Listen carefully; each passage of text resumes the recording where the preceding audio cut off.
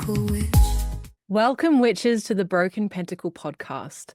This is a space for witches who walk their path beneath upside-down skies, where the stars tell different stories and the magic has teeth. We're your hosts, Alvine and Avalon, two witches who have weaved our magic beneath southern skies for decades. And today, dear witches, we are talking about witching when life gets hard, witching when all of the things go down, witching through those really, really difficult moments. We're going to talk all about that today. But first, we're going to be doing our segments, of course. Let's begin with our Witch's Apothecary, Elixir, Herb, Stone, and Bone. So today we're closing the chapter, if you will, on frankincense and fluorite, our two amazing ingredients that we've been working with. So I have just been continuing to burn and fumigate my home with frankincense and a few other things that I've blended in there as well. My boys are away at the moment. I have the house to myself. So I have been billowing smoke like more than usual. I'm just using this time, right, to do all the witchery. So I'm absolutely loving it. But the last few days I've added myrrh and benzoin to my frankincense mix. So that's been a really lovely kind of uplifting vibe to add to it as well. It's been so, so lovely. And I've just continued. I've been working with fluorite and black tourmaline together. So that's what I've been doing my morning grounding with, but it's more of like an alignment. So it's like grounding with the tourmaline, aligning, I feel, that higher alignment with the fluorite. So that's what I've been doing. What have you been up to, Avalon? I have been ultra witch at the moment.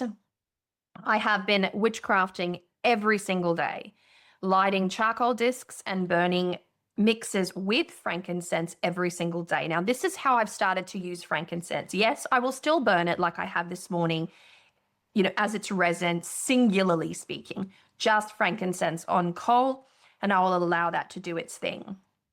But I have been also washing my hands with the smoke prior to doing spellcraft. I'll wash my hands with the smoke, I'll spray it with my Florida water, and then I'll anoint it with the road opener oil, and then I'll start my spellcraft that way. And then the vibe is on, right? The vibe is proper. Like I'm feeling very witchy right now. The veil is very thin, so I'm feeling extremely witchy. So I have added frankincense to all of my mixes, whether it be a love mix, a business mix, a clarity mix, a peace mix, a health mix, whatever it might be. And I even did a blessing candle for my loved ones because I had a couple of people that were like, Anna, the artist for my bone stone deck, who's a good friend of mine, she had surgery and she felt crappy and sore and all of this. And then, my bestie, and then just a lot of people needed a little bit of healing. So I grabbed a big candle. Then I ground up frankincense and I put it all over the candle. I added a couple of other mixes. I used my road opener and my master key voodoo oil for that. And then I lit it up and I let it burn. So I have been dressing candles with frankincense. I have been adding it to mixes. And the way that I have added the intention when I'm programming my herbs to do their thing is to carry my intentions to the gods, to the universe, to the goddess, to the ether, to the Orisha. Like it's the very ingredient that is going to take my intention and carry it up so that it can be manifested. And while doing so, it clears and clarifies those intentions into its purest form so that it can do its work. So that's how I've been using it very deliberately. My house, this is not my house, but where I'm staying right now, smells like a church. And my kids have started to take offense to it now. So they're like, why is it so smoky in here, Mummy? And I'm like, because Mummy's a witch. I never really think much about the scents and how it might affect others or what others think about it. But I had someone pop in the other day after I'd been billowing up, all the witchy clouds. And it just made me realize, like, once they had left, I kind of smelled my house from their point of view. And I'm like, wow, this must be quite a weird experience for other people, Oh, well, So this, I think it's this month's cycle for the apothecary. We have been working with fluorite. Alvine has talked a little bit about her use with fluorite.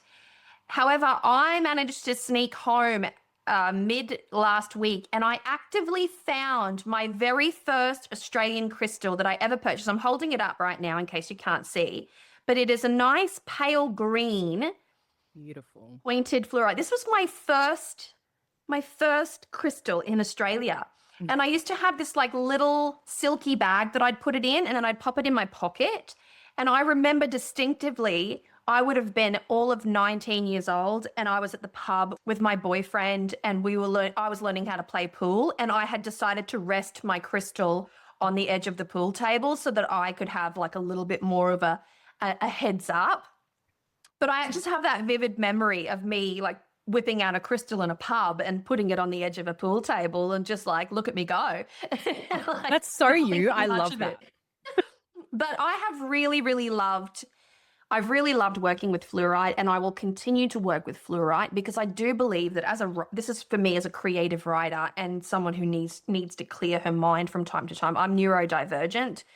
So I was saying to Alvine ahead of time here that my brain felt like it was going really fast today and it was like a tree, all its little limbs going in different directions. I was firing as like neurodivergently as I possibly can. And so this crystal helps me to streamline my thought processes.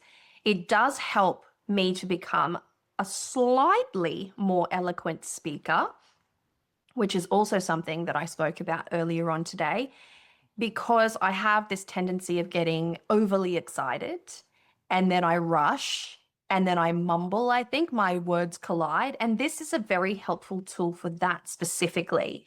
But as a writer, it helps me to collect my thoughts. And it's given me the confidence to dual write. So I like to have a notebook with me when I write. And I take my writing Moleskine with me. And when I'm out and about, when I'm doing something like taking my son to futsal, I give myself writing points, like prompts for writing for content that I need for my book or for a blog post or whatever. And I just write it out in a book. And typically speaking, in the past, I've always thought that's a little bit of a overhanded. That's my washing machine. I apologize. Can't hear it. It's all good. Oh, cool.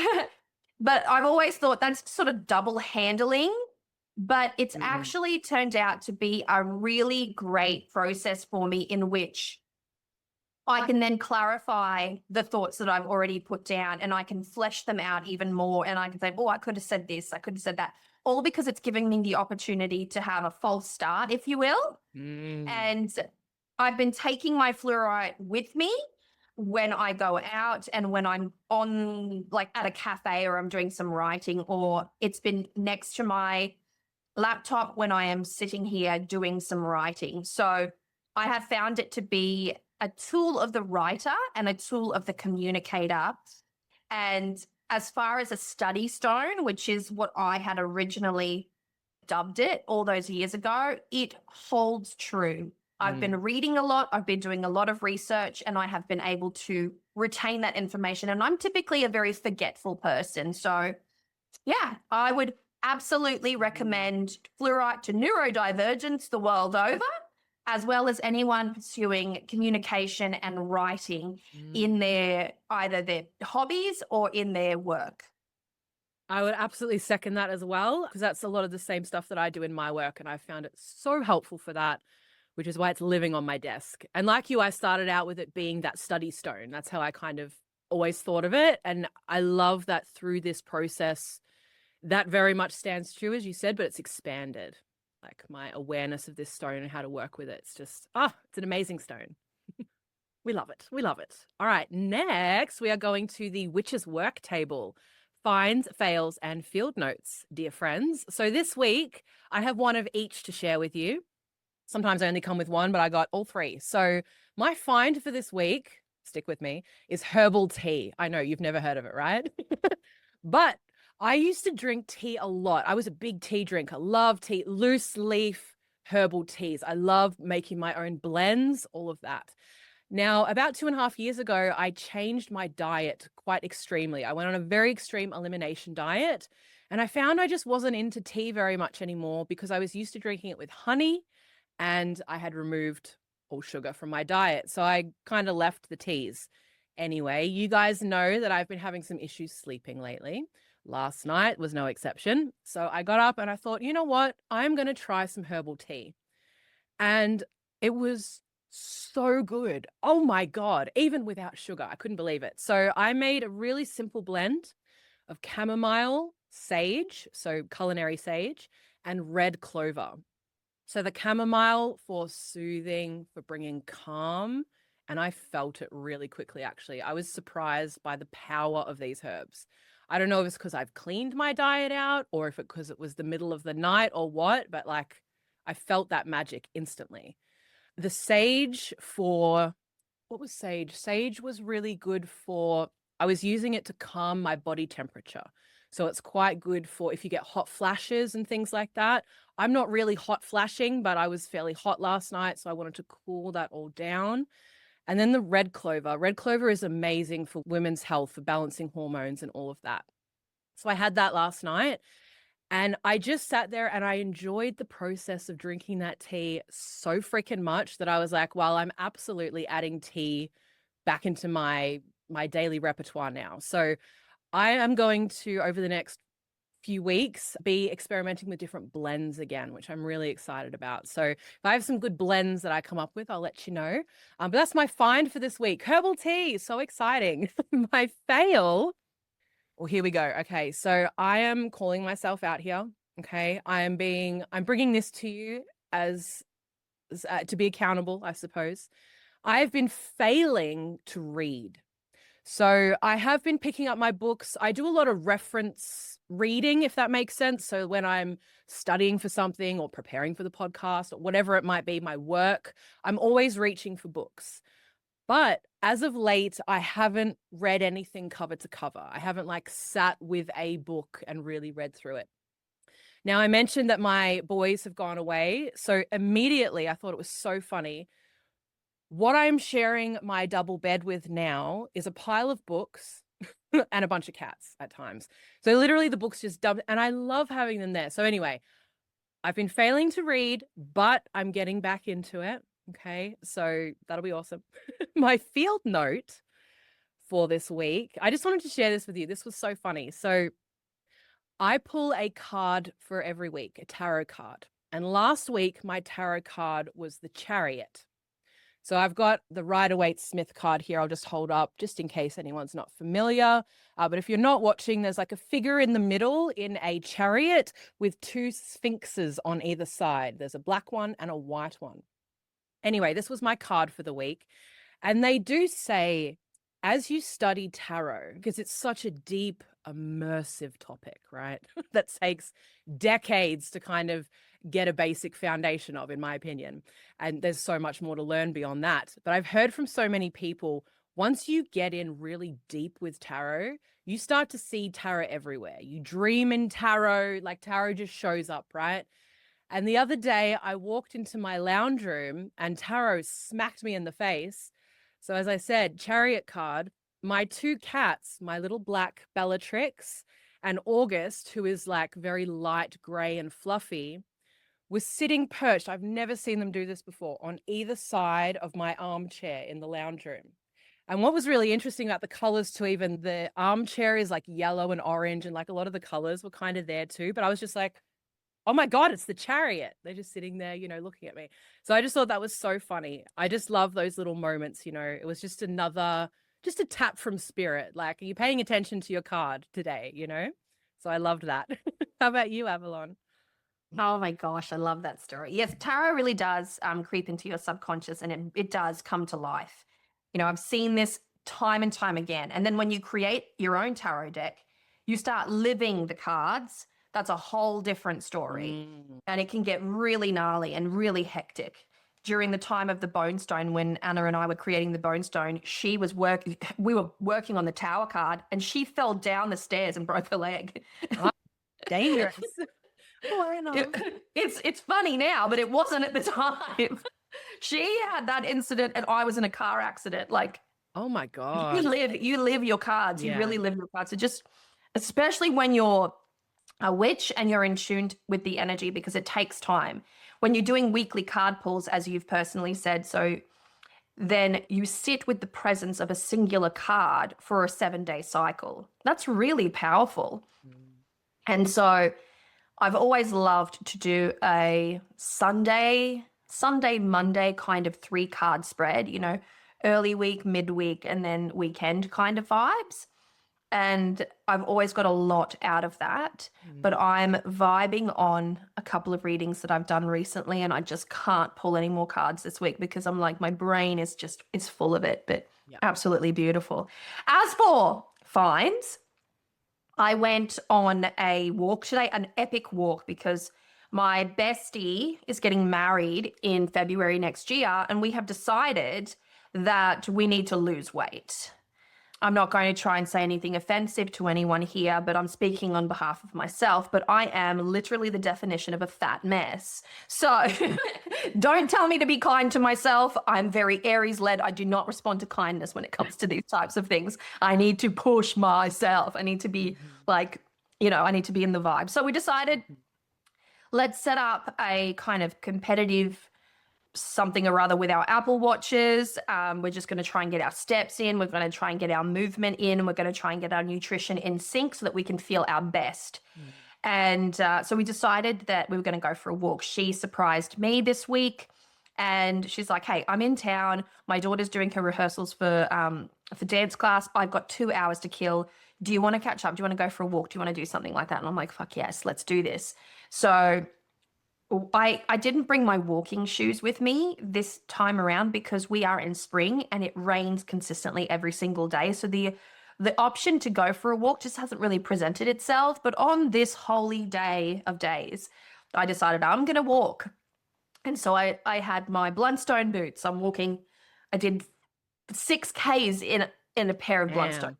Yes, I do have a blister on my toe. It's not the worst thing in the world. But during that walk, we came across so many new things because we found gum nuts. And I'm like, oh my God, it's gum nuts. And then we spy a little cockatoo on the tree, and it's like so chill. It's just there eating the gum nut and just looking at us. I could have touched this cockatoo. It was so chill.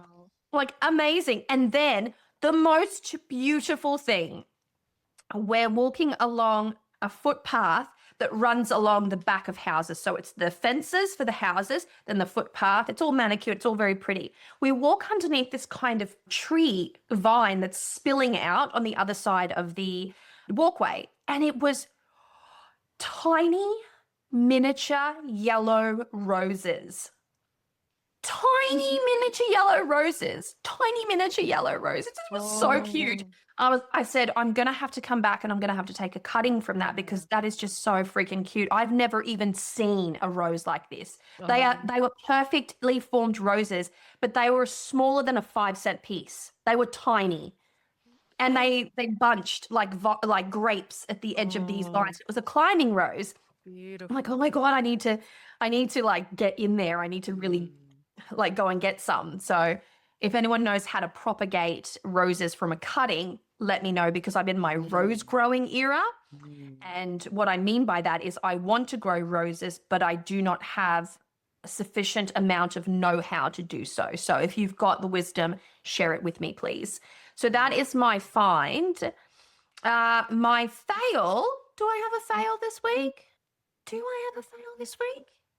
No, I don't think I failed. I don't think I failed damn good this week. Yes, I think I've done really well, actually. I've been ultra witching up a storm. Yeah. I've been witching up a storm. Oh, I will say this. I want to give a shout out to the Wild Cauldron for this oil here. This is Rose Gold Desire. Okay. This oil, aside from it smelling, look how beautiful, like a tasty treat.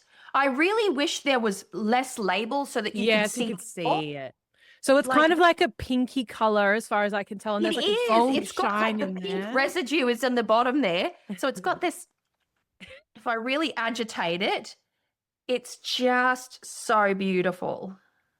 Look at it. It's such a beautiful oil. I have been using it to draw things to me. I've been using it for self-love. I've been using it to fall in love with my life. I've really been working on love. I have worked with the spirit of Iris. Geranium is in bloom right now, and Rose came up today. So I've just rejuged my makeshift altar, if you will. And I've been using a lot of this oil. I have been anointing my candles with it. And then what's left over from the candle, I put in the ends of my hair. And so that has been phenomenal. So that's been my witchcraft. I've just been witching so much. It's just such an exciting time. I feel very up in my higher chakras right now. Yep. 'Tis the season. We'll chat more about it this is like we're pre-filming, but we're going to be doing a live with you guys, which you've all already seen, because the veil is open.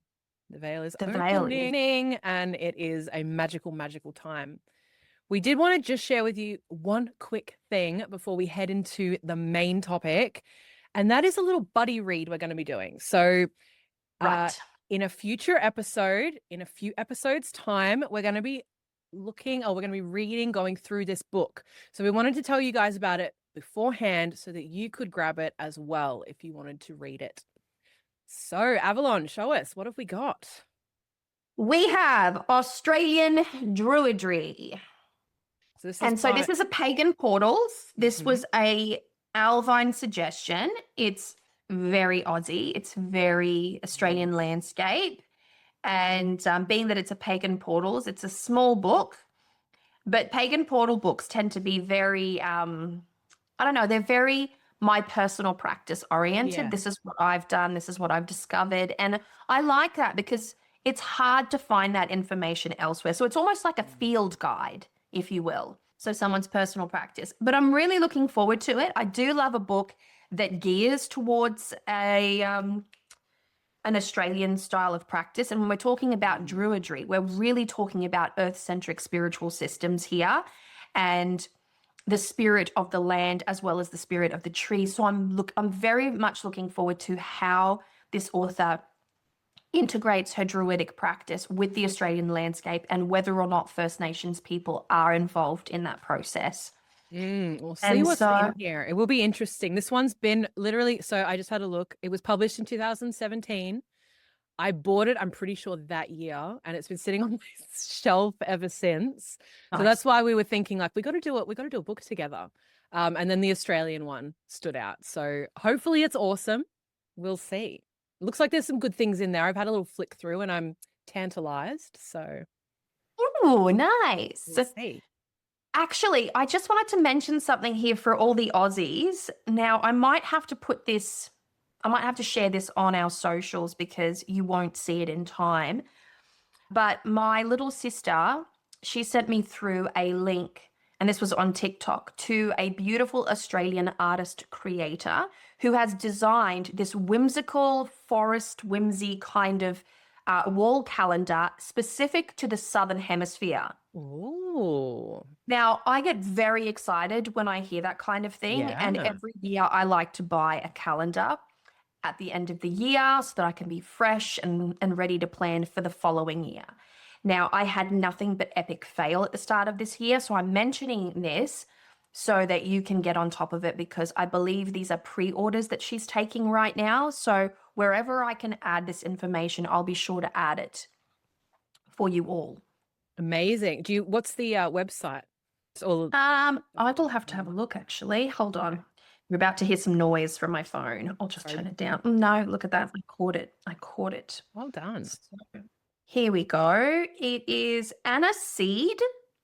I'm going to hold it up here. So trying to see it. Focus, but it's very floral. It's very pretty. And her name is Anna, ANNA Seed, SEED. Little mushroom, a little leaf, and a little sparkle next to the name. Amazing. And she's Australian. And that's all I can tell you about her because she's a recent find for me. But I thought that I would mention that to anyone because I haven't had the time to investigate it any further to see if like the astrological phases are in there or anything like that, because that's what I look for. Most calendars, whether witchy or not, do a full moon and new moon kind of vibe. So it'd be really nice to see a witchy calendar like that. Or even just a hemisphere calendar like that for us. Sure. Exactly. Absolutely. We love that. Excellent. All right. All the fines out of the way then. Now, this episode is for those who are navigating trials, challenges, and struggles in life. This episode can benefit you if you're feeling anything from being a little bit disconnected from your magic, all the way through to feeling like you are completely lost in the eye of one of life's storms. Exactly right. The concept of deadcraft is a big one to navigate, and it creeps up on most of us.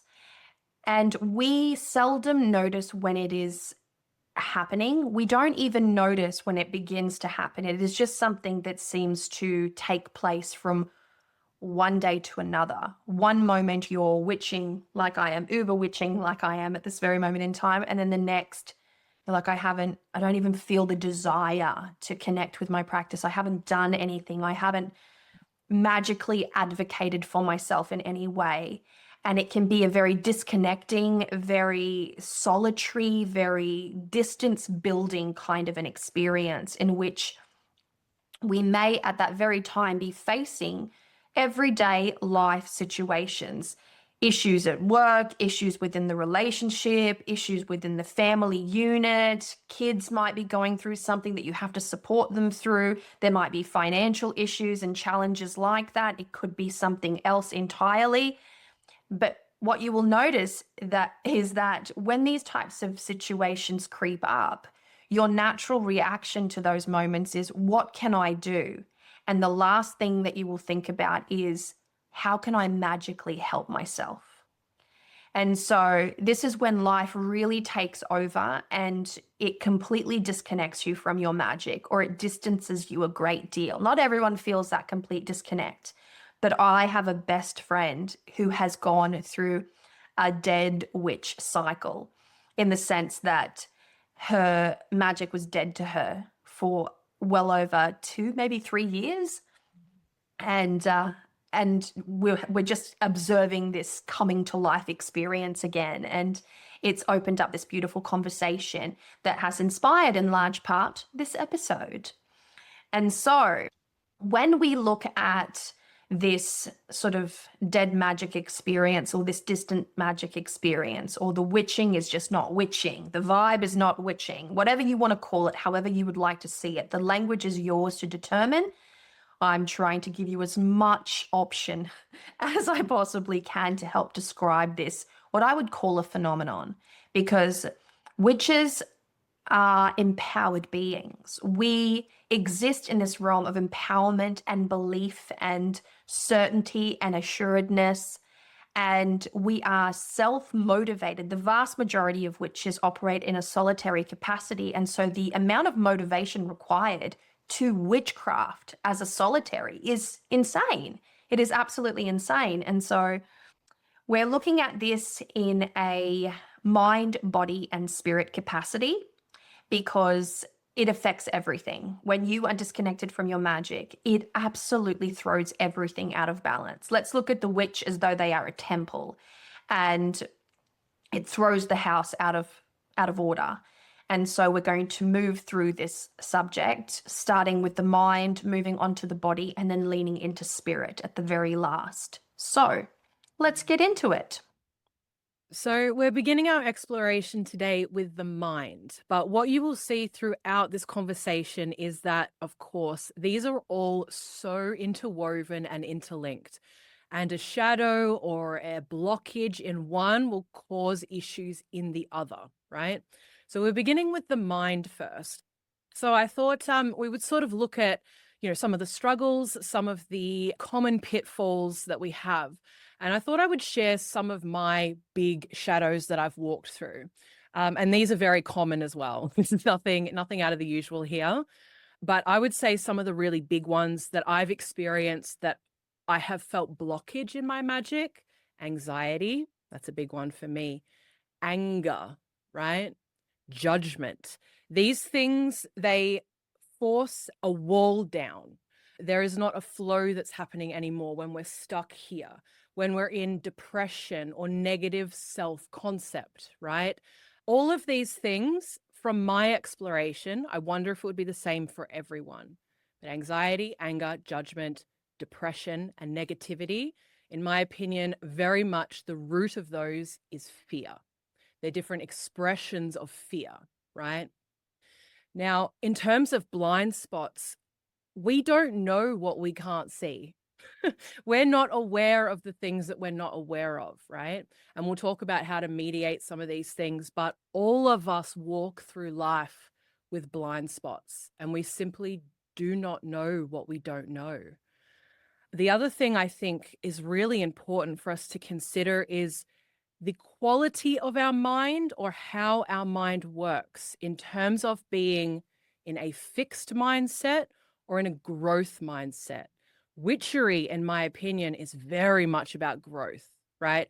We're always, I mean, this is a journey of learning just for a start, but we're all about alchemizing what is to something else, right? So it is so important. When we're fixed, when we're stuck, we're like, you can't have solutions. If you're manifesting something, it can't get to you if you are blocked in that way. I'll never have that. I'm not worthy of that, whatever it might be, right? It's kind of fixed. Life is what it is. It's just what it is. So if you're stuck in that, that's a really bad place to be.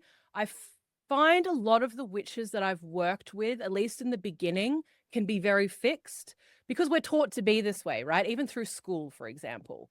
And I think a lot of people, a lot of witches take the template of school and stamp it onto their witchery. There's a correct answer. There's the test answers, the right way to do everything, blah, blah, blah. And they're in like this fixed zone. So they're like, the process of learning witchery in a big way is like getting all this stuff off, like unlearning in a way. And I think one of the other big shadows of the mind that a lot of people suffer with is having a lazy or maybe like a weak brain, a brain that just can't be bothered. And we see this a lot in the witchy space because, again, this is such a vast area of learning. It can become so overwhelming. And it can get to the point where you're having periods where you're like, I'm not gonna, right? Like and you're lazy and you're putting it off. And all these things are an issue if they're an issue for you, right? So again, if you're not deep in the throes of study, that's fine. But if you'd like to be, or if you haven't put any time into your study, that's something to look at. Exactly right. It can be very tricky when you are disconnected and you can't see, because it is a blind spot. You just can't see it. You cannot see it. And it doesn't matter how many people try to tell you, you think that you're fine. You feel like nothing has changed. There is a little aspect of fear there. Yes, there is an aspect of belief. There's an aspect of faithlessness. There can be a lot of different things motivating this feeling. But getting to the root cause of that can be really handy. I have a little tarot technique that I'd like to teach you, if you wouldn't mind, okay? Please. And so I am going to use my very own bone stone because it's the most beautiful deck, everybody, if you didn't know. Do yourself a favor. So what you're going to do is you're going to sit with whatever feeling is motivating you at this moment in time, whatever feeling, it's less about motivation, but more about prevalence. What is prevalent in your mind? Are you constantly tired? Can you not seem to get out of your own way? Are you feeling sad? Are you feeling whatever? Pick the symptom. Now, the card that I'm going to get you to look for, you're going to give a really good shuffle to this, and you are going to sit in that feeling. You are going to be present and mindful within that feeling. This can be very difficult, very challenging. It could mean that you sit there and you cry for 5 minutes while you're shuffling. It could sit there where you scream for 5 minutes while you're shuffling. Just give it a good shuffle and ground your energy, okay? That's the process. Be careful, be deliberate, be kind to your cards when you're shuffling. We don't endorse chaotic shuffling in this space, but I have a big issue with it. We have strong feelings about such things. Yes. And so once you have sufficiently shuffled your deck, you are going to flip it over and you are going to, and you can do this two ways. So this more advanced technique is take the card from the top. That's Temperance, Alchemy, Synthesis. And you take the card from the bottom. The Emperor, taking action, solid foundations, right? These are just a few loose keywords. Now, that's your entry point into this, and that's your exit point. So the theme is alchemizing, synergizing, art, healing through art even. And this is about structure and order. So get your house in order. Sometimes the best medicine to a spiritual slump, if you will, is to clean the fucking house. Like really get in there and clean that bitch up and clean it as much as possible. Declutter, be ruthless, be vicious, be aggressive even if you must. Don't break anything. I mean, unless that's your vibe. But then you are going to hunt. You are going to physically go through the deck and you're going to find the 8 of Swords. Now, can anyone tell me why the 8 of Swords? The 8 of Swords. Bound You by may your own journal shit? about it. You may journal about it if you wish. But when looking at the 8 of Swords, when looking for the 8 of Swords, the 8 of Swords is the best card to symbolize social conditioning. So when we are stuck, it's typically because we have been socially conditioned in some capacity. Something has led us to this place that has made us feel stuck, that has made us feel restricted. It is an issue of the mind. Now, the card before and the card after are the ones that you are going to need. So the significator, this relies on a significator. So that is what the 8 of Swords is. So you are going to find the 8 of Swords, and then you are going to take the card that is before it and the card that is after it. And this is going to be your medicine, okay? So the 3 of Wands, this is an invitation to creatively collaborate. And so in this instance of spiritual slump or disconnection from magic, it then becomes important to connect with other witches and just say, look, I'm having a really hard time. I feel really disconnected from my magic. Can you give me some inspiration? Just give me inspiration. And if you're not able to do that, if you don't have the support systems to do that, get onto YouTube, not TikTok, YouTube, not TikTok, YouTube. Believe me when I say, just go to YouTube, okay? And find the witches that inspire you. It doesn't matter who they are, just find the witches that inspire you. Find the one that makes you feel excited about making an oil, or that gives you a concept that you haven't thought about in a really long time. Get inspired, collaborate with witches in that capacity, in that creative capacity. But this is about taking direct action, because when you're at a point where you can sit down and do this little tarot exercise, it's because you've already noticed it. So then you have a responsibility to take action. So that is your action card. And then behind it is strength. This is about endurance. This is about understanding the richness of spirit. Now, every card is going to be different for you. So this is about perseverance. And it's almost like there is no magical fix here. There is only the thoroughfare. You push yourself through it. You sit with your guides. You sit with your spirit. You sit with your strength. You understand that you have resilience, and you understand that there is guidance available to you as soon as you can get out of your own way. And sometimes that means dissolving into a pit of tears and just reaching out to the God, the guide, the ancestors, the divine, the universe in some capacity. It is a beautiful transmutational experience that can take place. And I have found myself in this position many times. I'm very humble as a witch. I will sit on the ground and I will beg my gods. I have no problem with that at all. I'm quite a devout person. I have been my whole life. So that doesn't faze me in the least. But to access that richness of spirit. So if I was really sitting here with strength, I would then dig deep into all the ways in which my spirit has in the past been fortified and find the lesson to this experience in the now. And so that is my little tarot trick. So pull the before, the after, the way in, the way out. So the first card represents the process, the invitation to take action. The last card is how to cement that action. Then you have the technique. How are you going to do this? Don't worry about the 8 because it symbolizes your situation. And then the final card is how can you really cement this into the experience? Things to consider about. This one here is more a message from spirit. So what sits behind The 8 is more a message from spirit, a spiritual concept that you really need to dig into and sort of allow yourself to relax into to better understand. So that's my little tarot technique for you if you're having a shitty time and you need a little pick me up. I love this. I just did it along with you while you were explaining it. So I'm going to have fun digging into these cards later. What did you get? Let me know. Oh my God, what did I get? Okay, so the first two cards, I got Judgment reversed, and I got the Five of Wands. And then behind the card, I got the World and the Hierophant. I love that.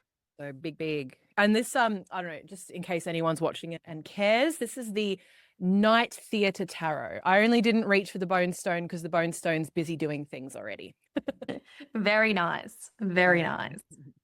So techniques, and for the mind as well, give your house a cleanse. Mind is air, so working elementally, if you will. So if you physically cleanse your house, give it a really great smoke cleansing, or work with a hydrosol if smoke is an irritant to you or any member of your family.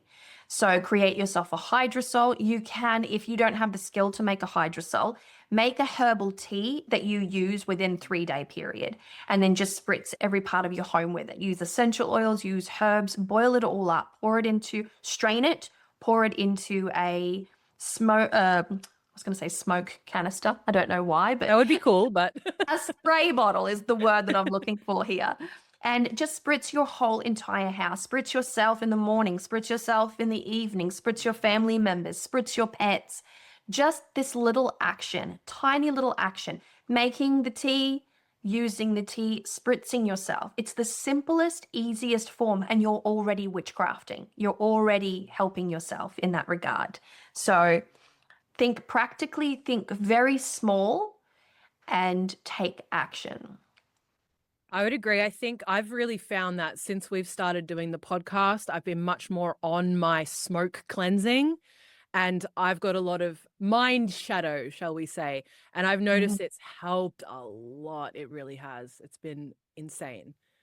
So that's definitely like our probably go-to for the mind there. Hey, I wanted to share as well. I've got a few herbs and different things I wanted to recommend.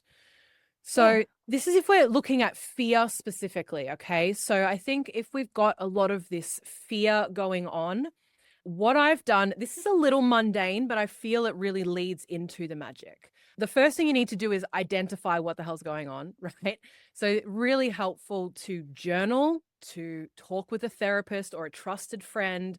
This is a little bit of that blind spot stuff too. Like I've noticed even when I only have myself, if I'm journaling regularly, it eventually gets to the point where I can see the patterns and I get so annoyed at the patterns. I'm like, we got to change this, right?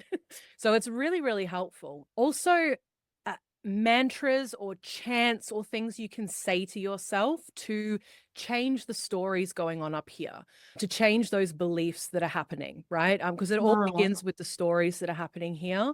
So just having those empowered things. One thing for me was there is nothing to fear but fear itself. That was something that's been helpful. Psalm 23:4 is, though I walk through the valley of the shadow of death, I shall fear no evil. That's one that's been helpful for me. And hyssop, right? Cleansing with hyssop. Oh my God, it's been so huge. And we've talked about that previously. Now, if we're wanting to bring in more peace, right? If there's a lot of like chaos and turmoil and which you may relate to, that's very much me. Peace, inducing peace is very important. So again, you could do this as a smoke. You could do this as a tea and a spray, right? Allspice berries, benzoin, cornflower, lavender, olive, vervain, myrtle, and morning glory. These are all ingredients that will really induce that sense of peace, right? And just calm the mind down. Crystals, amethyst, sodalite, obsidian, malachite, aquamarine, and aventurine, which we have spoke about some of these previously as well. So those are some really good peace-inducing crystals. Now, if we're wanting a little bit more courage, right? If it's like, because there's two ways the mind could go, I think. There's the need for soothing and for calm, and there's a need for ramping up and like, let's go. So I've got some courage herbs here for when we need to push forward for ourselves. So some really good ones to work with are masterwort, mullein, thyme, yarrow, sweet pea, black cohosh, I think that's how you pronounce it. Yep. And some crystals, carnelian, of course, that beautiful fiery red crystal, lapis lazuli, tiger's eye, bloodstone, and also amethyst and aquamarine. So they'd be really good because they do both peace and courage, right? So really good ones to Nice. there. Now, you could also, I would love to, when I'm having issues mentally, I like to burn white candles for that purification of the mind. Spiritual bathing is super helpful as well. So a lot of the herbs that we've mentioned are safe to put on the body as well. And you could make a bath out of that and pour that over yourself. And I wanted to ask you, Avalon, what you thought. So someone who is struggling in the mental sphere or with mind, how do you feel that head wraps fit into that? So I know obviously Oh, that's not so part good. of every tradition, but yeah, how do you feel about that? Well, whenever I don't have any head wraps with me at the moment. I didn't expect to feel so witchy while I was here, but I would have my head wrapped today, for instance. Today, where I feel a little bit like my mind is firing on 28 cylinders right now, and to calm and to align. Also, when I'm doing cleansing, uncrossings, anything like that, I will not work on my head, and that will be wrapped at all times. The head doesn't require a lot of magical practice. The body and the spirit do. The spirit is connected to the brain, and that's some of the pressure that you feel. And so, making sure that if you are doing any kind of magic outside, say for instance, if your magic takes you to a cemetery and you need something like graveyard dust, or you need to speak with an ancestor, for instance, on a very simple level, you would walk into that cemetery with your head covered. Whenever messing with spirit, head covered. Whenever doing uncrossing work, head covered. Whenever doing any kind of meditative thing, head covered. Now, here's a little trick for you. If you want to, if you really want to calm the mind, you can use, in Brazil, we use canjica, which is a type of, I don't even know how to explain it. It looks like a type of corn, but it's not. It's white and it's a spirit food. It's for Oxalá, so primary deity. And you make it up and you pour it all over your head. It's a thick kind of almost like pudding-like consistency. You put it on your head and you wrap your head completely.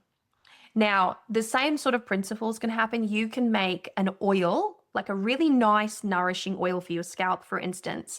You can add rosemary, you can add lavender, you can add herbs, you can make a bit of a poultice, if you will, and you can thread it through your head and then you can wrap your head. And that will help to soothe the mind.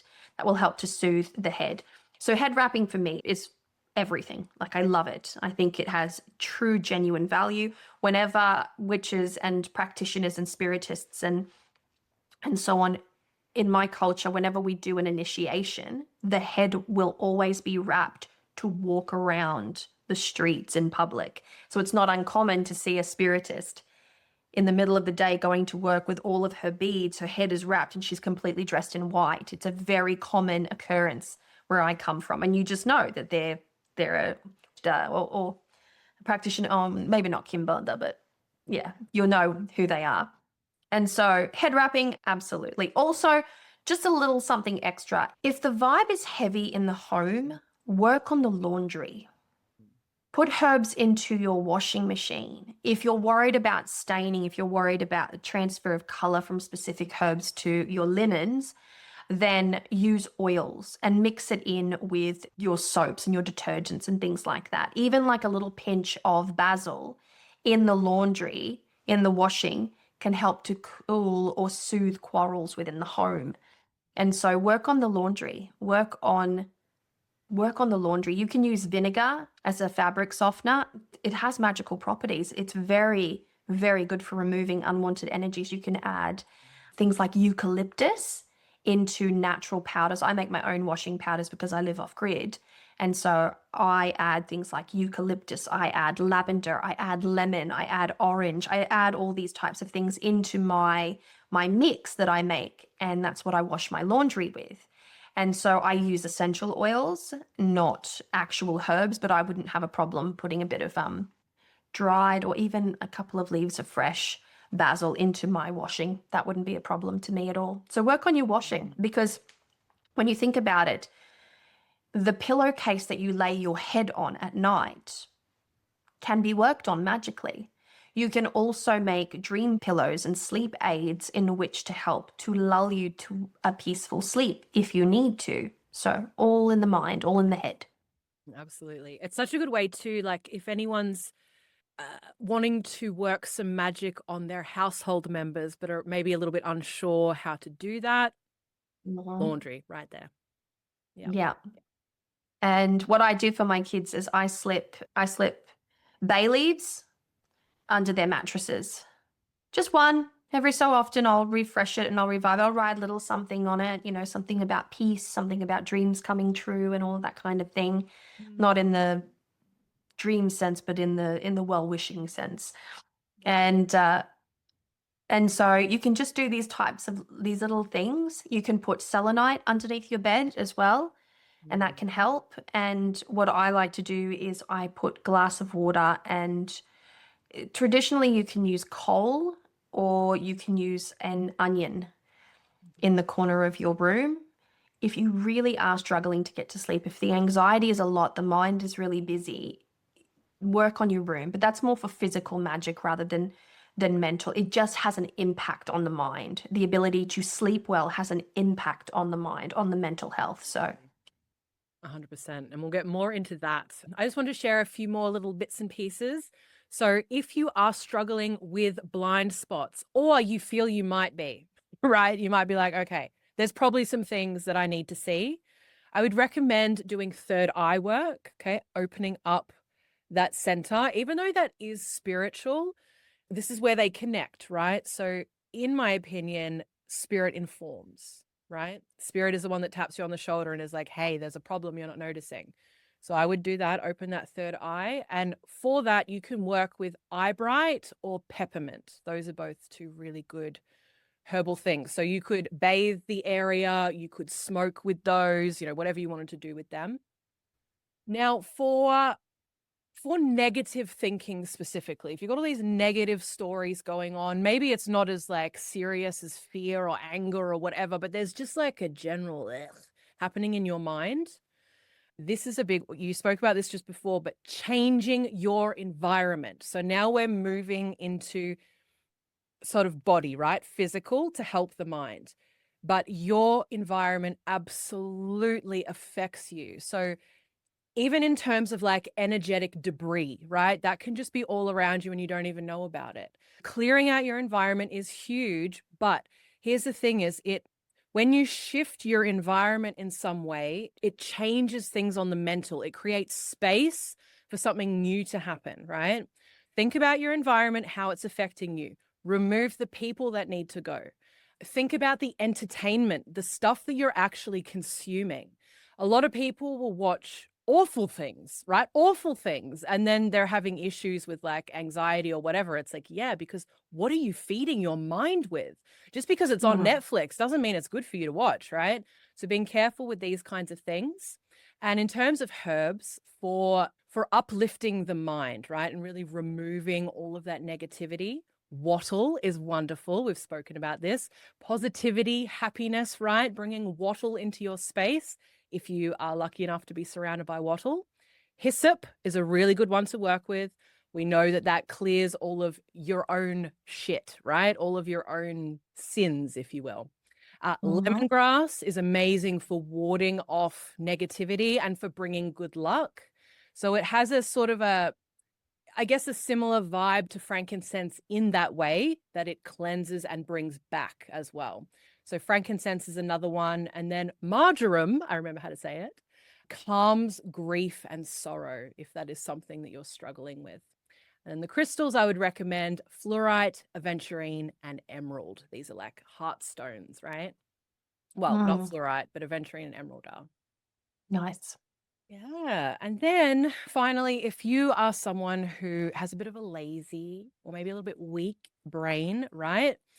One of the things you can do in the mundane to really, really help you out is to just chunk everything down.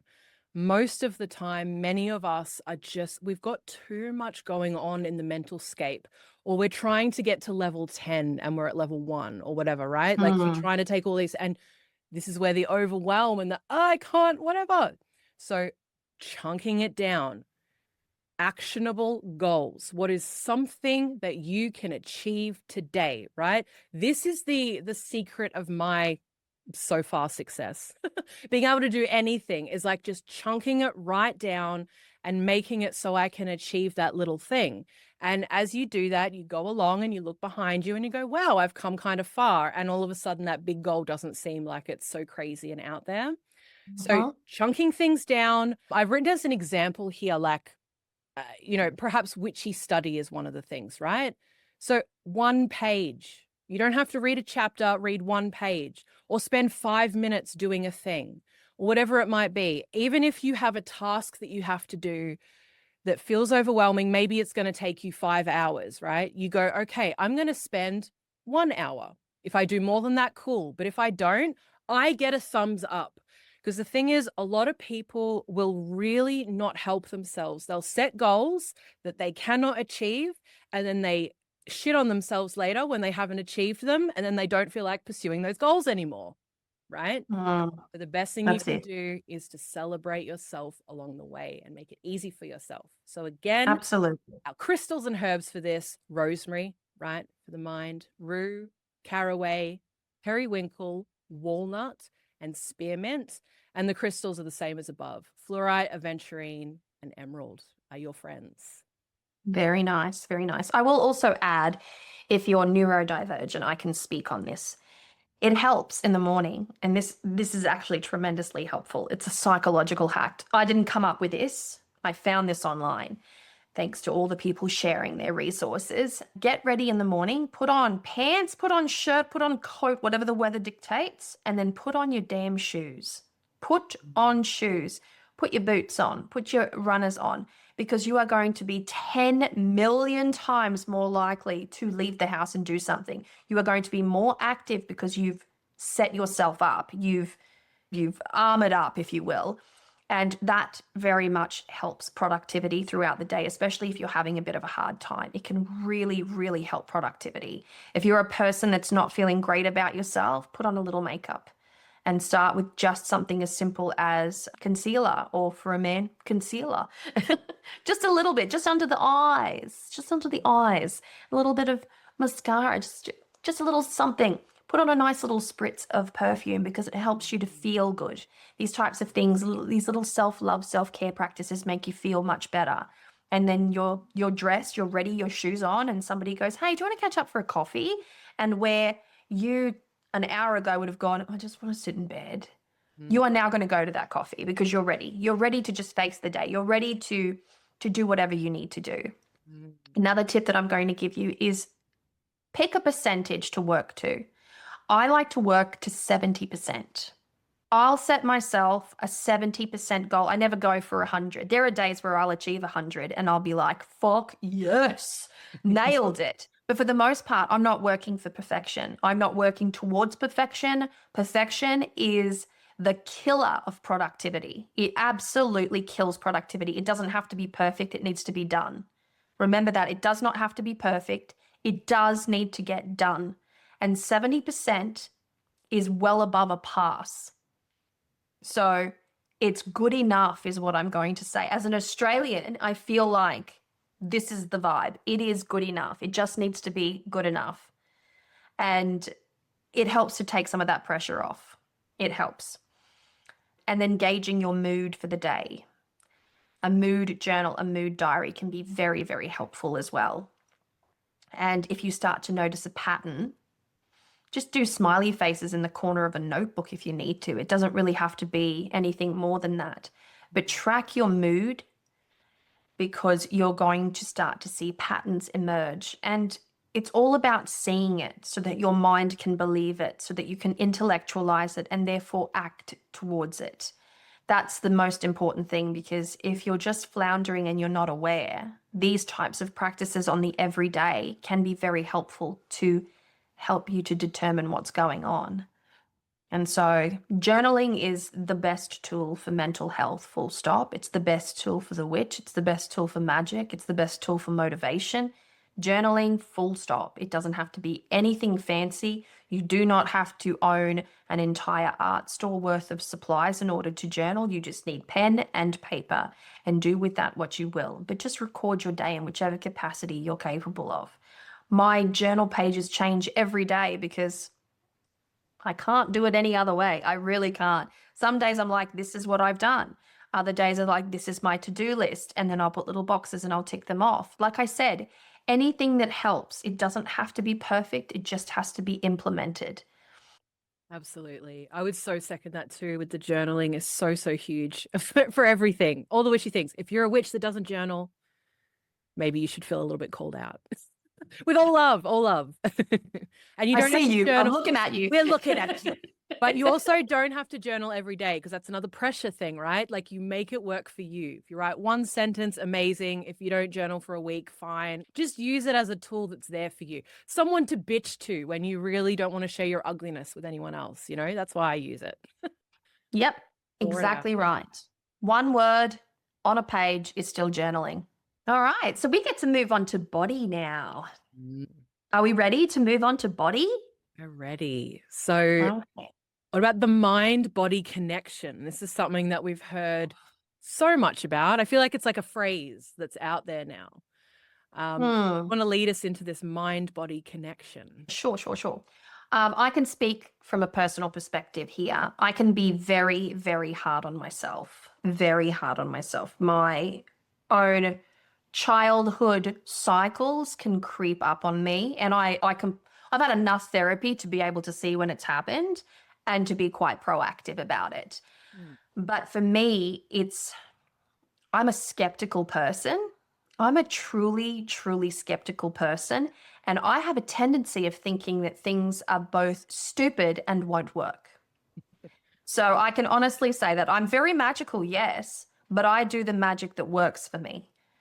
And that comes from practice, that comes from time. But I'm an oddly skeptical person. And fundamental to the person that I am is the fact that my witchy friends are also oddly skeptical, but we're still very woo-woo witchy, right? And so for me, a lot of it is getting over my literal sort of scientific, if you will, mind, and getting into that witch's brain and fundamentally experiencing it. Now, there are a lot of concepts that people work towards, and that is the visualization, seeing yourself somewhere, you know, putting yourself in that position. I have no problem doing that. I don't suffer from aphantasia. I have a very vivid imagination. I can see myself.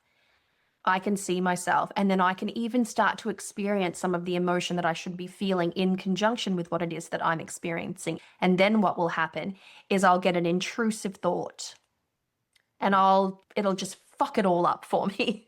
And so for me, that comes down to programming my mundane mind. Because as soon as I start, and it doesn't even need to be special. Like that whole concept of I don't chase, I attract. What belongs to me will simply find me. That one there, I worked with for a little bit. It's a vibe. But then I also found others, like other words that I've come up with myself that work. And there is life behind this life. For instance, there's a world behind this world is a concept that I like to work with. I like to work with the idea of the multiverse. Like that I can get behind. So it's basically getting my headspace into a more believable, more susceptible, more open, more accepting, more willing space. And then I can talk to it. I've also taught myself, and this is the hardest thing I have ever done, spiritual practice wise, ever. And all my initiations, I include that in this. It has been to observe my mundane mind and the internal voice that lives rent-free in my brain, because that son of a bitch is the most negative little dude that I have ever encountered. So it's about me being observant towards it and then saying things that are ultra positive to counterbalance. This makes me feel like a mad hatter, to be perfectly honest, because I'm a superstitious person. I'm just too literal and too logical for my own good, really. That's what it comes down to being. So I sit there, and if I've caught myself saying something like let's say the bills are too much, for instance, which I just got a $10,000 tax bill. So the bills are too fucking much, okay? Ouch. They're too much. I can sit there and go, oh, typical, or I'm never going to be XYZ. I'm never going to experience profit. I could get into all sorts of stories there, like deep entrenched in all sorts of stories, because it's an impactful piece of information that I've just received. And instead of doing that, I decide that I'm going to sit there and I'm going to work in my imagination rather than in reality. Because imagination, you will know whenever you've listened to a song or read a book or seen a movie, it's all imaginary. And it makes you feel good. That's what I'm chasing. I'm chasing the daydream experience. And so I daydream about how I'm going to work this out, how the universe, the gods, the guides, the guardians are going to get behind me. And by the time I'm finished with this little self-indulgent daydream, I feel 1,000,000 times better, because while it might not immediately change that situation, it's changed my nervous system. And that helps me to become more proactive. I'm no longer frightened of this experience. I am in a proactive state in which I can go, okay, I might do a little prosperity magic. I might work on my budget. I might get a little bit proactive here. I might take actions. I might make changes. I might start to trim the fat a little bit. I might be more aware of where my money is going and all of this sort of stuff, rather than just going, oh, fuck, I'm going to go eat a cake.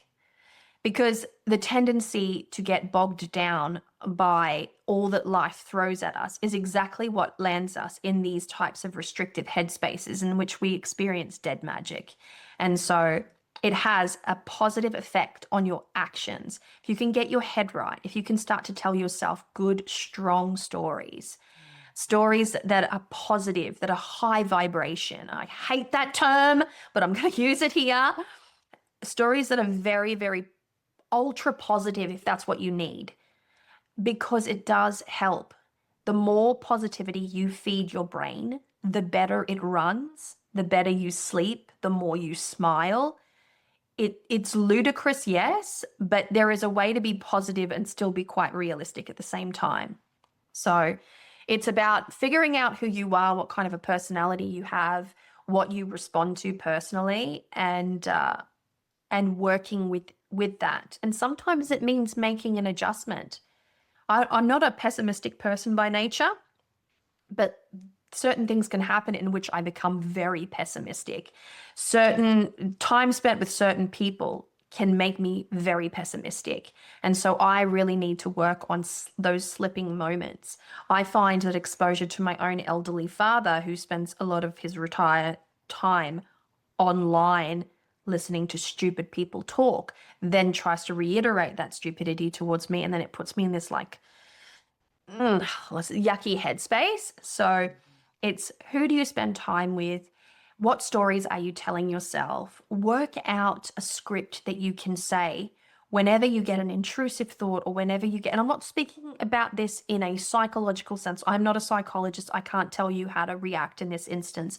I can simply tell you how I experience it. So I could be having a perfectly lovely day and a stupid thought will come in and just ruin the day. I have coping mechanisms now. I have things that I like to say to myself and just repeat it over and over again, not because I believe it, but because I'm changing my script slowly. It takes years to change your script. So you may as well start now. Start saying the pretty things to yourself. Start saying the nice things to yourself, and keep saying them. Whether you feel the effects of the words or not, it is a discipline that you are engaging in. It takes time. It takes so much time to be observant of your thoughts. takes so much time, and all of that has a positive effect on your nervous system. If you can get your head right, it translates into your nervous system. It translates to your body. You feel more motivated to move. You feel more motivated to go dancing. You feel more motivated to go for a walk. You feel more motivated to get a good night's sleep. It's about that motivation that positively anchors into the body. So be very kind to yourselves. Say the beautiful things in your mind. Absolutely. I think this comes down to like personal programming. That's what I'm hearing as you're doing that. And that's what you're really doing. Or another way I like to say it is self-alchemy as well, changing all this up to what you want it to be, right? Not to what Yes. anyone else says. Who cares about that? Mm-hmm. Our bodies are very much, I think of them as like a personal processor, and we will get messages here from the spirit, from the mind, right? They will manifest in the body. I actually had a really good kind of example of this the other day. I got to see it in my own life. So this is work that I've been doing myself for years and years. And every now and again, you notice that you've got a new level of awareness, which is so exciting because, as you mentioned, every level of awareness is only helpful. I do want to say, though, that when you first become aware, it can really suck. Like you can feel awful, like, oh my God, like what is going on up here? But awareness will only lead to better. That's the way you get to healing, right? Yeah. So any of these things that are going on in our body, pain, pleasure, even tension, numbness, these are messages, right? From our mind, from our spirit. So I really noticed this the other day. I was feeling really tired, right? And I just like had all these negative thoughts, and I get a bit stressed when I'm tired because I'm like, I've got all this stuff I want to do and it's already difficult and now it's going to be even harder and right? And then I brought my awareness to my body. I suddenly had an awareness of my body. And as I'm saying all these things in my mind, you can't see me, but I was hunching over and tense. Like I could feel it in my shoulders, right? And I was like, that's so interesting because I know that in the past, when I felt like this, my body has really hurt. And in this moment, I can see I've been the one hurting my body. So my mind is telling me a certain thing. My body is reacting in a certain way. And it's creating this ongoing issue of pain, right? And that will lead to other issues. We'll talk about spirit soon. So it was so interesting for me to see that. So I feel like it's brought me to a whole new level of awareness of my body, of how I'm sitting, even something as simple as posture. It can completely change the way that it changes the way you feel in your body and therefore the way you react in your mind. It's crazy to see, to really be able to have one of those moments where you witness it in your own body, like mind blowing. Yeah, agreed, agreed. I would like to recommend a book because this has just made me think of this author and this book that absolutely changed my life. And so I'll first mention the practice, then I'll mention the book, the author. So I follow a psychologist, a clinical psychologist online who has experienced a certain amount of personal sovereignty, and she now goes against mainstream Western systems because they're not geared towards helping women. That is a story for another time. But she has this thing called personal sovereignty. So specifically, you're going to laugh when I say this, it's about the bladder of a woman and how much a woman will hold her personal needs until it is convenient for everybody else. Have you ever done that? Have you ever like needed to pee, but just gone, it's inconvenient, I'm not at the right place. If I do this now, I'm going to interrupt the flow of things. Women hold this. Men don't do this, by the way. Men will cut a conversation in half and just go and do their thing and then come back. So this is about not stressing your body and doing the thing. And that means pulling over on the side of the road if you need to. That means not putting your needs on hold for the patriarchy, not putting your needs on hold for the comfort of other people. It really is about stopping the process of diminishing the self. Now, incredible book, incredible woman, but that concept of personal sovereignty, it's about making space. It's almost considered sacred selfishness. It's about making space for yourself, whatever you need in that moment. For many people, and myself included, hunger is a huge trigger for me. I will be an asshole if I'm too hungry. If I am too hungry, I will be an asshole. And I know this about myself. So it's my responsibility to feed myself so that I'm not in a hungry situation. Now, I've had an experience in the past where I was on a very long road trip. I was married at the time, and my ex-husband hated fast food. But we are literally on a road trip, and on either side of the road is a McDonald's. On either side of the highway is a McDonald's. And I'm like, please, we've got kids in the car. I'm just so hungry. I'm so hungry. I'm so hungry. Nah, we'll just go to a little place. And he would put on hold my hunger, and I would say nothing about it. Whereas if you put me in that situation now, I will be violent. I'm like, pull the fucking car over. It's not your stomach, not your needs, it's mine. It's standing up for yourself and making sure that your needs are being met. It's also about setting up containers for yourself. And this is another thing. The author that inspired me, her name is Kelly Brogan. She has a book called The Reclaimed Woman that I believe men will get a lot out of as well if you're that way inclined. But this is a beautiful book to teach personal sovereignty, and it does have that spiritual connotation attached to it, so it's very effective. But she speaks about setting up containers for experiences, because a lot of us can get very overwhelmed by simple tasks, right? So today I did this very thing. It was raining, so I had to set up a container for this experience. The kids are like, Mum, are you going to drive us to school because it's raining? And I said, yes. So I set up a container for that. That meant I had to do a drop off to 3 schools. My children go to 1 school, but 3 different locations, right? So I needed to do this in the most logical sense. And so I set up a container. I'm like, there is no pressure on myself. I'm simply going to get in the car. I'm not going to race the clock. I'm not going to get angry with the drivers in front of me. I'm going to go the speed that I need to. I talked myself through this process. It was almost like a visualization. I know that I'm going to meet the busy roundabout and it's going to take me time to cross. I have time. I have an audiobook. I'm going to be present in this situation. And I made sure that all my needs were met and the needs of my children were met. And it was a seamless experience because I had set up a container of expectation for it, in which I minimized my expectations and I just allowed things to flow as they needed to. The experience that has on my nervous system was unparalleled. And so I highly recommend Kelly Brogan, The Reclaimed Woman. Read it. I have read her book 9 times. Kelly Brogan. All right. Kelly Brogan, The Reclaimed Woman. You can listen to her podcast on Spotify. I'm not sure if she's on Apple, but you can listen to her podcast on Spotify and you can buy her books. So there you have it. Amazing. Well, when we're looking at the body, we've got that, we've talked a lot about that mental body connection and how we can work with the mind to bring, let's say, equilibrium to the body. One of the other, of course, best things you can do is to really inject yourself into the physicality of the body and get healthier. And this is going to lead us into our spirit talk as well. Now, this isn't any judgment on what healthier is, right? All of us can be healthier. So these are chunked down goals again, right? So the broad goal is healthier. I like to have that goal. Always moving towards healthier. Fantastic.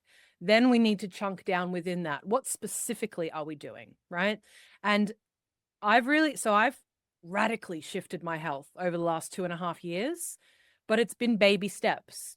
So it's like one thing at a time. Some of those things have felt quite big, but it's only one thing at a time, right? And just giving yourself grace as you're making changes as well, whether they're all the mental changes that we've spoken about or whether we're talking about the physicality, giving yourself grace, celebrating when you do achieve, chunking everything down so it is achievable. So it, like, honestly, when I began doing this kind of work, I was a broken mess of a human being. So I had a little habit tracker. That's how I started getting healthier. And I put on there, brush teeth, wash face.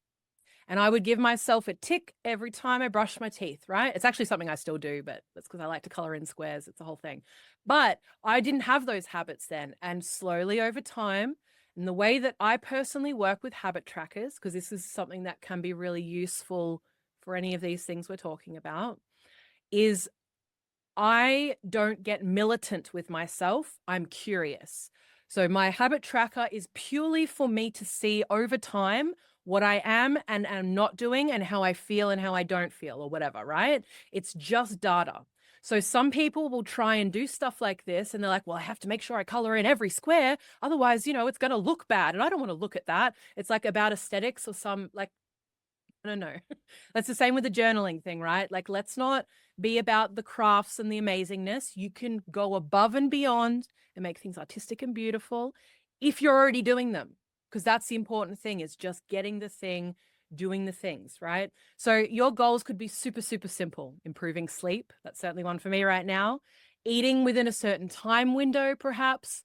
Walking for 10, 20 minutes a day. Stretching every night before bed. It doesn't really matter. But the pursuit of moving towards better health is only going to serve you.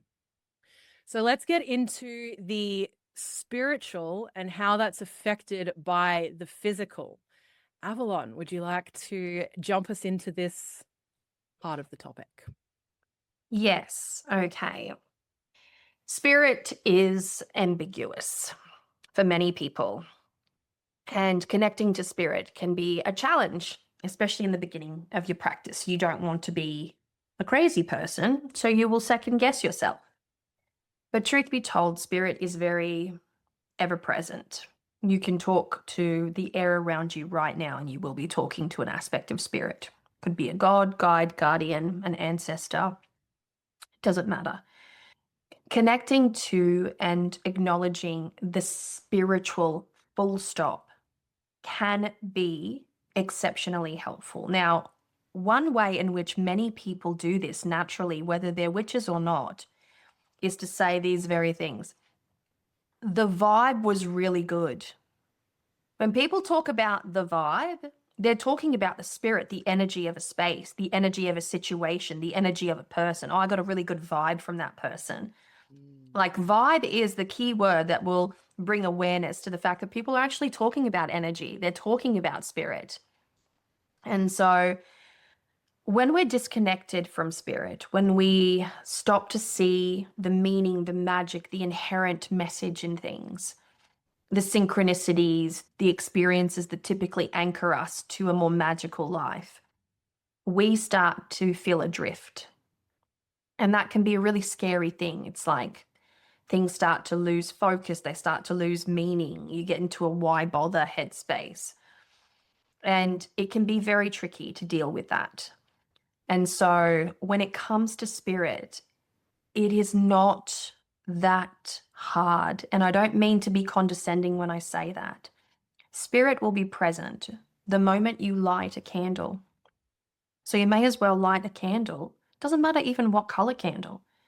Just light a candle and dedicate it to your gods, guides, guardians, and ancestors. There you go. You've acknowledged spirit. Wake up in the morning and ask your ancestors to walk with you today, to help to strengthen your spirit and to fortify your resolve. There you are connected to spirit. If you have a tendency of being very deity oriented, I work with the Odisha within my practice. And so making sure to leave offerings and lighting something as simple as a stick of incense. I use stick incense as food. I don't use it as magic. Stick incense is a meal. I'll lay out a crystal. I'll get a rose and I'll scatter some petals in places. I will do whatever I feel like I need to in the physical in dedication to the spirit. And the more I do that, the more I feel it, because it is about the practice. You don't feel connected to spirit unless you're acknowledging spirit, unless you're understanding that spirit is with you all the time. If you're not feeling spirit around you, it's because you're not talking to spirit. You're not accessing spirit. You're not enticing spirit. You're not leading spirit to come into your life and help you. You're not opening that door to spirit. So it becomes important then to acknowledge. And the simplest place to acknowledge spirit is either with your guides. You can just liberally say the word guides, or you can work with ancestors. And guides and ancestors are the easiest point of entry to spirit. And I'm not even talking about spirit work here. I'm talking about access to spirit. When you walk into a room, what does the energy of the room feel like to you? That's spirit. That's you doing a spiritual check. When you are placing hands on your son or your daughter, brushing their hair or giving them a cuddle, what does their energy feel like? That's spirit at play. That's conscious awareness of spirit. When you are sitting down in meditation space and you are breathing, what can you hear? What can you feel? What can you experience around you? That's an awareness of spirit. Being consciously aware of spirit is how you connect with spirit. And the way in which you connect with spirit can directly anchor your body into a much more present and mindful position. Practicing mindfulness is probably the best way in which you can access spirit and that awareness of spirit. So if I'm to practice mindfulness right now, I'm feeling my body. I can feel that my foot's a little bit asleep. I can feel the fabric of my Ugg boots, because yes, I'm wearing Ugg boots. The fabric of my Ugg boots inside, and it's kind of numbing and it's kind of tickling at the same time. So I'm with that. I can feel a little discomfort in my legs because I've just been crossed underneath the table. I can feel that. I can feel that within my body. I'm lending awareness to my body. And then around me, I can feel and see what is around me. I can scent something in the air. I can sense the presence of my candles.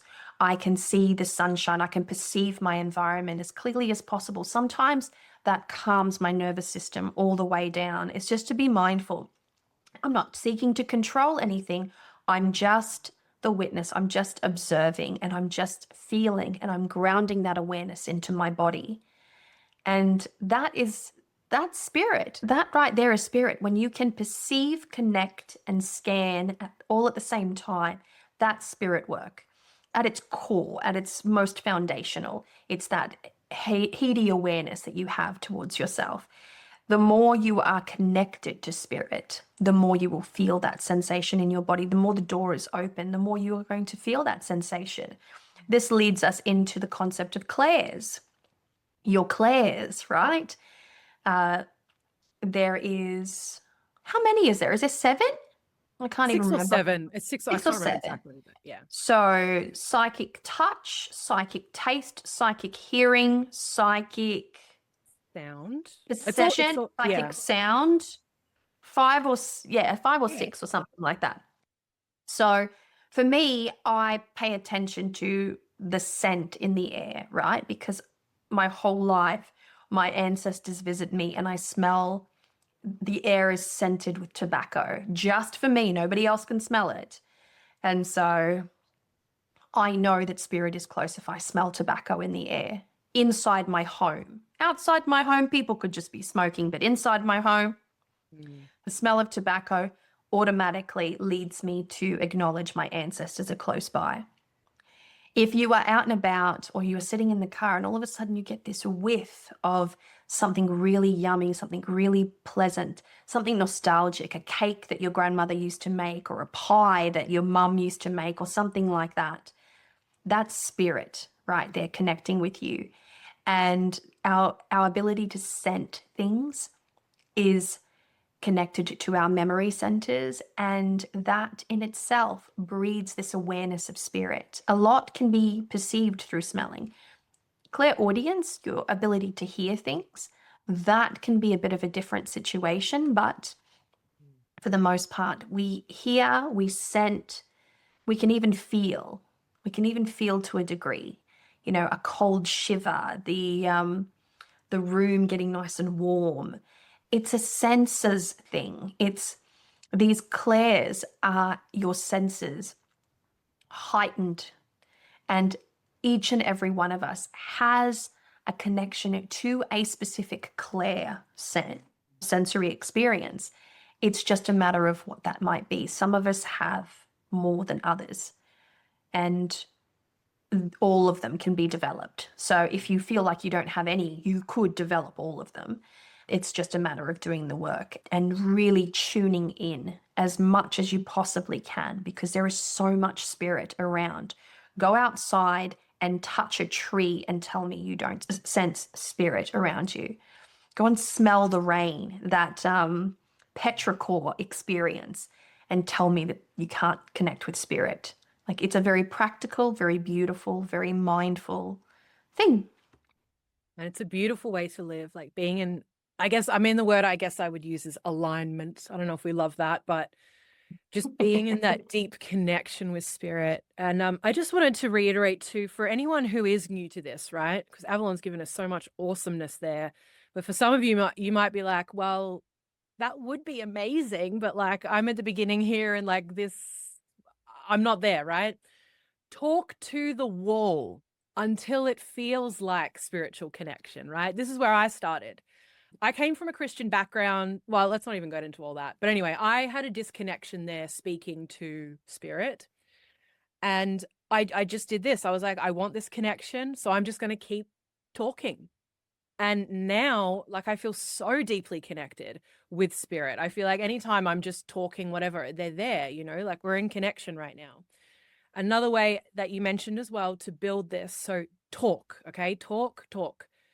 The other thing is physicality, as Avalon mentioned as well. Offerings are super helpful. This is good if you've got a particular spirit in mind or spirit group, because you could just work with the ancestors, right?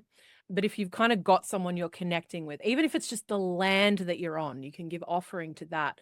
But doing that physical thing as well really does help to form a strong connection. It's something that like I will always do before working with any spirit or anything. You spend time building that relationship first. And then when you do work with them, it just works so beautifully. You know, you don't feel as if you're talking to the wall. It's like, no, they've got my directive and it's all happening. The other thing I wanted to mention is that we can feel spiritually blocked at times. And I'd love to hear your input on this as well, Avalon. For myself, I thought that when we're blocked, I think maybe largely, but we'll see what you have to say. I think largely it's either not having the connection in the first place, but the block specifically comes if you're avoiding something, I find. So it's like if you're in connection with spirit, spirits let you know what's on the next leg of the journey, and you're like, yeah, probably not gonna, you know what I mean? Yeah, just and that creates a spiritual blockage, and all of a sudden, and people build up stories in their mind like my ancestors are judging me, or this or that or that, and it's like no, calm down. It's all up here at the end of the day. But if you're in connection with spirit, part of the connection, right, is actually following through with the guidance that you've asked for. Because we all know this. If you've got friends coming to you asking for your advice all the time and they never take it, in the end, you're like, I don't want to talk to you anymore about this. Yeah, exactly right. There is a lot to be said about acknowledging spirit. Spirit must be acknowledged and fed in order to be responsive. And I say this in less than your guides are around you at all time, but the act of acknowledging spirit will open the door to those guides moving a little closer. So it's the act of doing that helps you with spirit as well. Yeah. And I'm a big proponent of an uncrossing bath. And so this is the great fix-all for me. You can either do a road opener or an uncrossing. So if you're feeling really stuck, I would do an uncrossing and then I would do a road opener. And so I did an uncrossing bath on myself yesterday and I made my kids do it as well.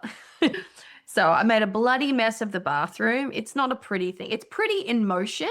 Like an uncrossing bath to soak in a bathtub full of herbs is a beautiful thing.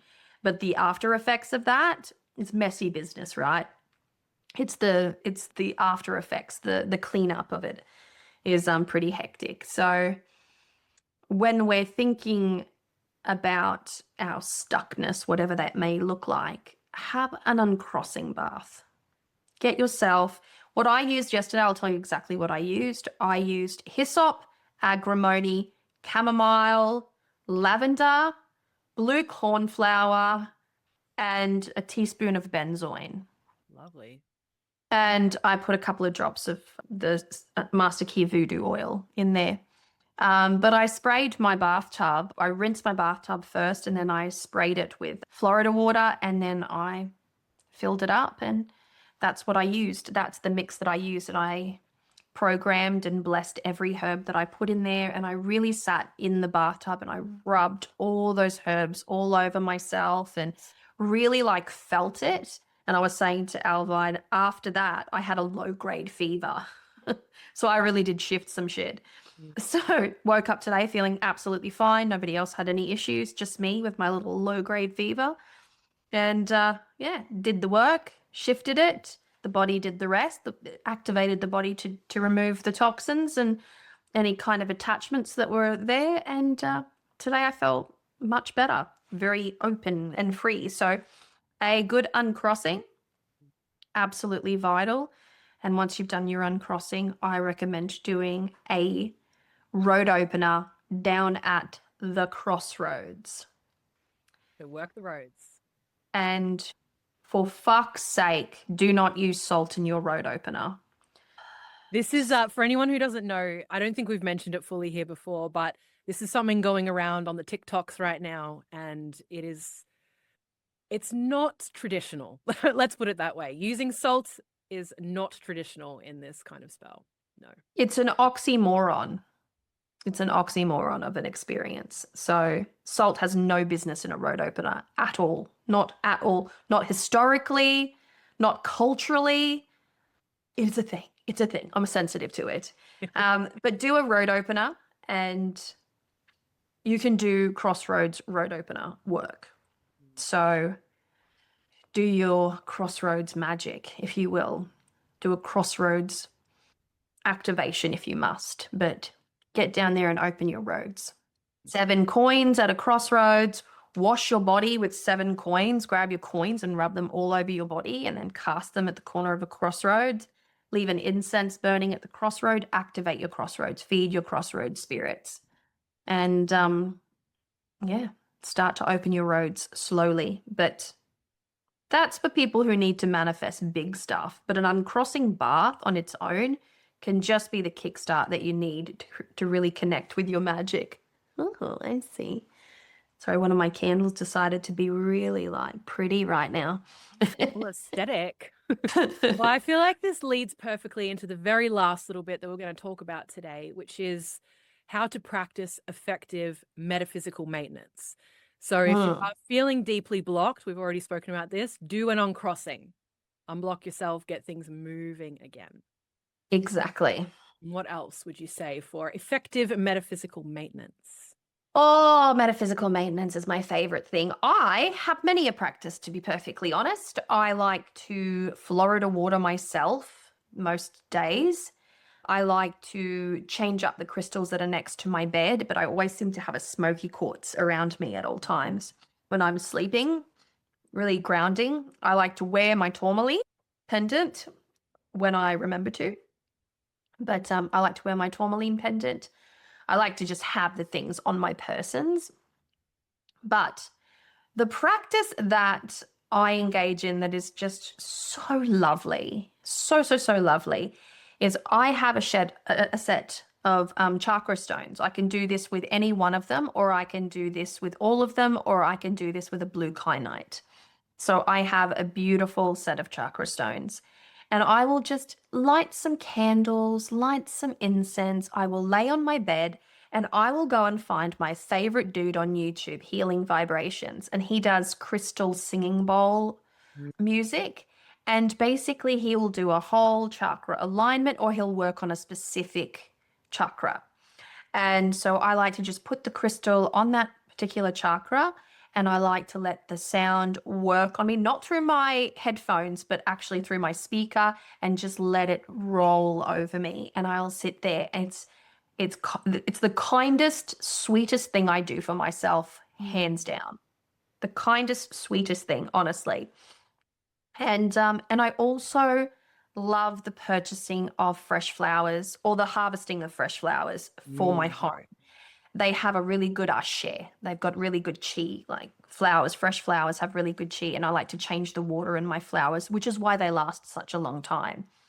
But I like to have my house fragrant and nice like that. That's part of that metaphysical maintenance.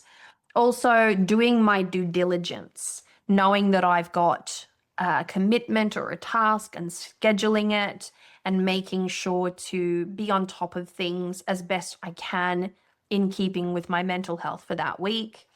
And there'll be times that I'll be more stressed than others. There'll be times that I'm more sad than others. But all of this is why we keep the list. I keep a to-do list, like a loose to-do list. I am a journal lover. I am a proponent of good paper. This is a Hobonichi. And in my journal, I do this kind of business. I'll do a little art from time to time because I'll do some sigils from time to time. But the thing that I get the most out of is this type of shit here. This is my actual journal page. So I'll have an affirmation at the top of my page.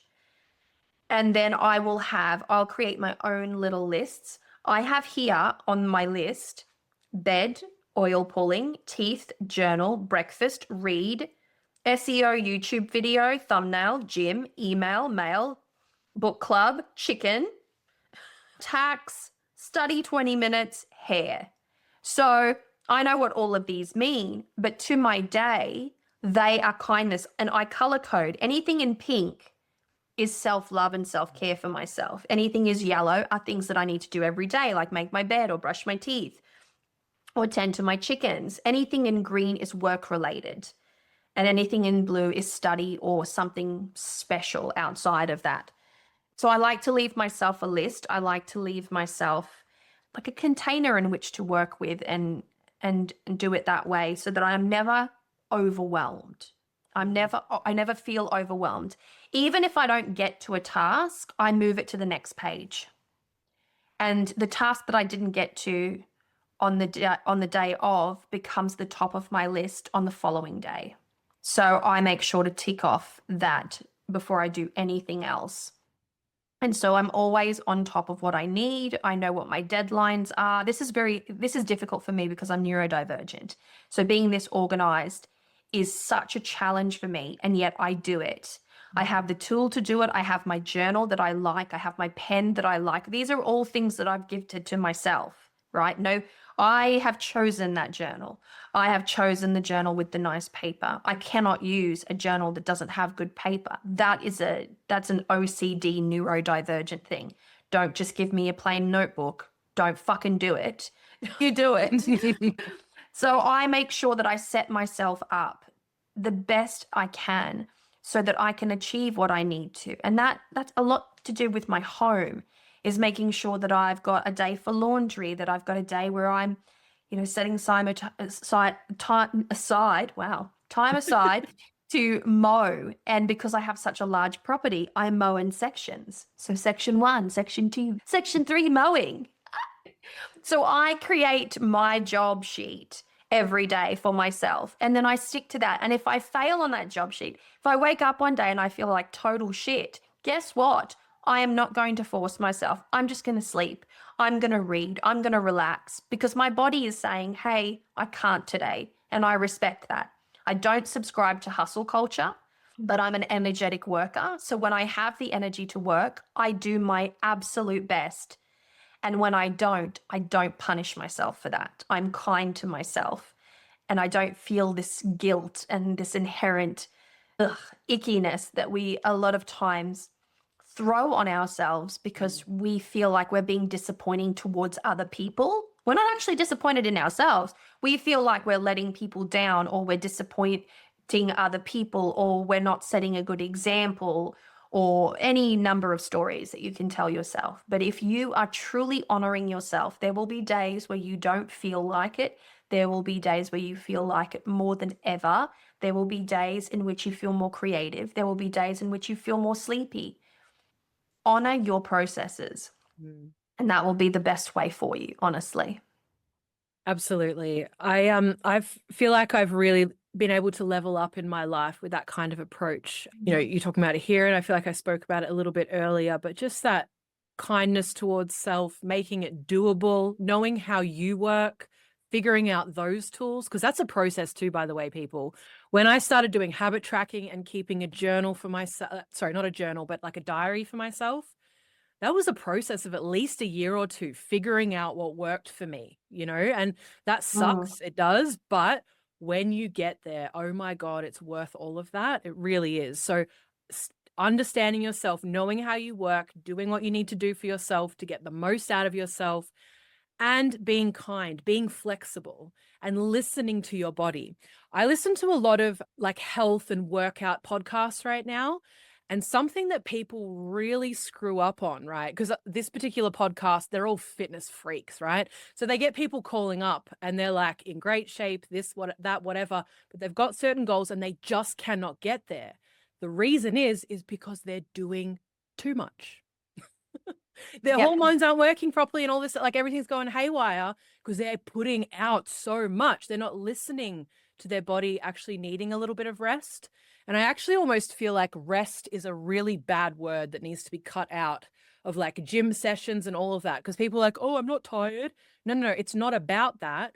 It's about your body receiving the signals and working in the best way it possibly can. And if it needs a little bit of rest or a moment or whatever, you can work better when you've had that. So that's for sure a thing now. Yeah, it's funny you should say rest too, because there's this study that's been done about rest, and there are several different kinds of rest. I can't for the life of me remember them all, but the gist of it is, right, if you're an ultra active person, then it stands to reason that some horizontal TV time might suit you because your body is in need of repair, whether you realize it or not. But if you're a stagnant, sedentary sort of person that sits in a chair all day long and barely gets 2,000 steps in a day, then your rest is actual movement. It's gentle movement, a bit every day. It's not the whole get your 10,000 steps in, because for someone who is only getting 1,000 to 2,000 steps in a day, getting 1,000 on top of that is the goal then. Yes. So making sure to understand the nature of the rest that you need. If you're the type of person that doesn't stimulate the mind very much at all, then reading a book could be your rest. Activating the mind could be your active form of rest. Rest is about self-care. It's not about sleeping. It's not about idle time. It's not about being lazy. Rest is a form of self-care in which you need to tend to yourself in whichever way you need to tend to yourself. And you will know this. You will know that if you are not feeling well, because everyone feels this way after Christmas, oh my God, I ate too much. The impulse to eat on a diet follows thereafter, because you innately know that you need to get some fucking vitamins into you in some capacity. Maybe you've drunk a little bit too much Christmas wine, or you've eaten too much Christmas ham. It doesn't really matter. But it's not about being cruel to yourself. It's about finding the balance. It's about enjoying the experience and not going, oh, I wish I didn't. I wish I hadn't done that. It's about making those decisions consciously while allowing yourself to live a really good, full life as well. So, Harmony. That's what we're about. We're about the harmony. yes, balance, equilibrium. Equilibrium. There Absolutely. we go. All right, beautiful people, we are towards the end of our episode 11. Can you believe it? Oh my gosh, we're on a roll. We are on a roll. And I just wanted to take this opportunity to thank everyone who has subscribed to our YouTube channel and who have left us thoughtful comments. I was on there yesterday responding to everyone's comments.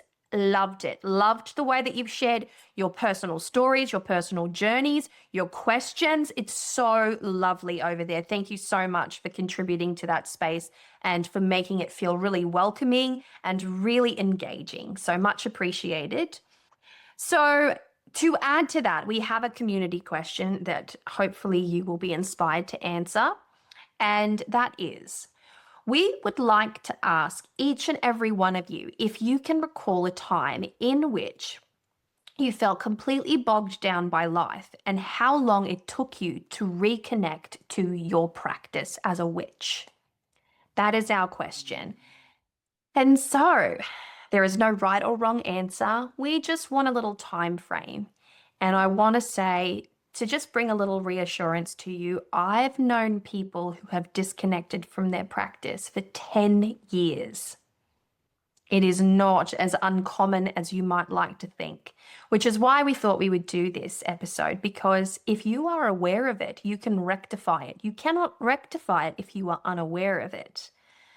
And so there we have it, beautiful souls. That's it from under our upside down sky. You've been listening to The Broken Pentacle, where the stars tell different stories and the magic has teeth.